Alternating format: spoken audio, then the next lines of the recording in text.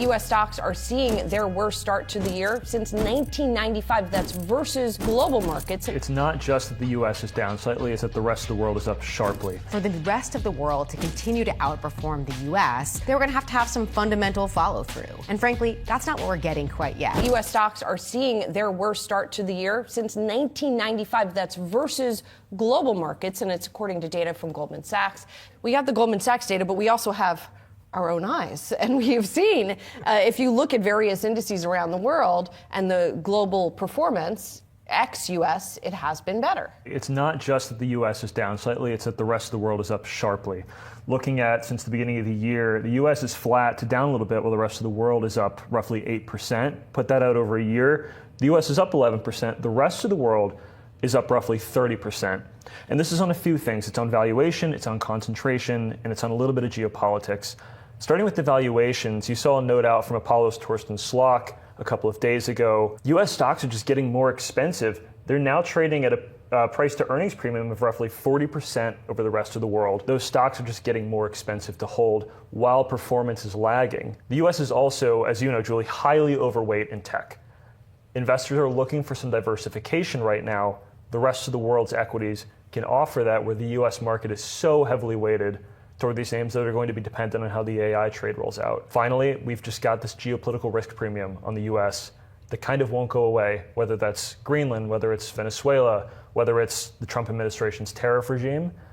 All of these factors combined, you're now seeing one of the biggest performance gaps between the US and the rest of the world we've seen in a long time. Of course, everything is relative. So in other words, you're coming off of strong performance for the U.S. pretty consistently, exactly. Right? Versus in some areas, not everywhere in the rest of the world, you have them not, coming from a lower point, right? Mm-hmm. So there is potentially more upside, right, at least according to investors, for maybe someplace like Europe, for example. A bigger growth story there, as some of those stocks, some of those regions have lagged over the last few years.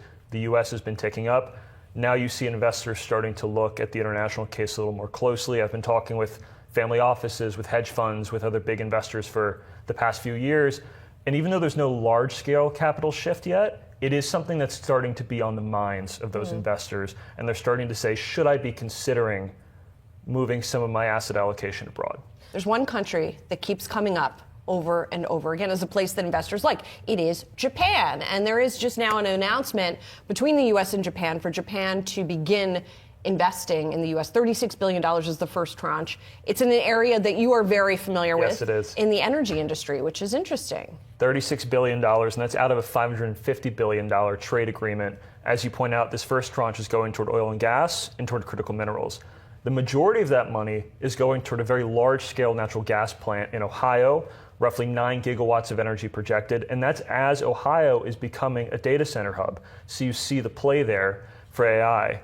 For Japan, this is also a bit of a realignment, moving capital into the U.S. and de-risking off China, off some of its other strategic dependencies, getting in on the U.S. critical mineral play that the Trump administration is talking up, getting in on the oil and gas play there. Japan imports the dominant share of its energy. And so those external agreements are really important. The U.S. tariff regime on Japan is also playing a role here in getting this deal across the board. One of Japan's driving industries is the auto industry. Think Lexus, think Toyota, think Nissan, right? Part of the tariff regime that the U.S. has agreed on under this deal is that the levies on automobiles will come down. That's going to be a crucial lever for the Japanese economy to pull. And again, they import so much energy, so these kind of agreements are going to be really important for them. Here's the challenge. When you look at the performance in 2025, the vast majority of outperformance for non-U.S. markets came from multiple expansion, came from valuations closing the gap with the U.S. The problem is the fundamentals for those markets don't match the U.S. You don't have the balance sheets, the cash flow, the earnings, the margins, and what we think is the growth opportunity that you get from both tech and communications, the largest market cap weights within the U.S. market. So last year you had a bit of a catch up. And, for example, in Europe, in 2025, about 90% of the return could be explained by this multiple expansion instead of by earnings. We think at this point in the cycle, it's incredibly important that the returns are driven by earnings and not driven just by valuations. For the rest of the world to continue to outperform the US on a total return basis, they're going to have some fundamental follow through. And frankly, that's not what we're getting quite yet. So, we've just come this big chunk through fourth quarter earnings. We have a good sense of what's happening outside of the U.S. as well, although we know that reporting bleeds out a little bit further. And it's really important to note that the U.S. earnings growth is meaningfully outpacing everywhere else in the world.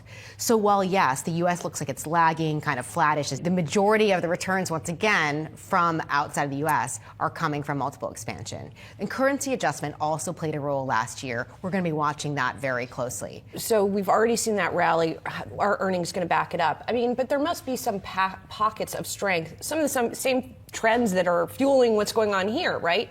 Data center expansion, power. Europe certainly has some strong industrial companies that are servicing the power industry, for example. Yeah. So there's places. Yeah.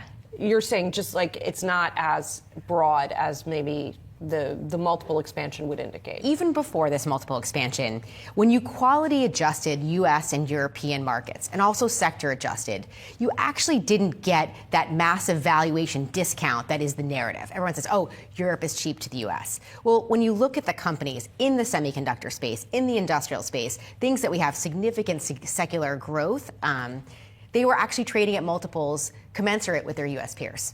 Right? It wasn't this massive discount.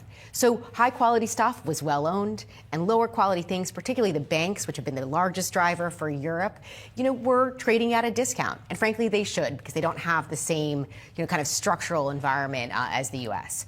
This is what I would also say. There are places where earnings growth has been phenomenal, say outside of Europe, that also have put up great numbers on a total return basis. And some of that is in emerging Asia. That's another place that we've had an overweight in our portfolios. Particularly looking at Korea and Taiwan, some of these numbers are, off the charts. It is a very single story, single narrative kind of driver to that performance. But we think it can continue, and we're continuing to hold that significant overweight in our equity portfolio.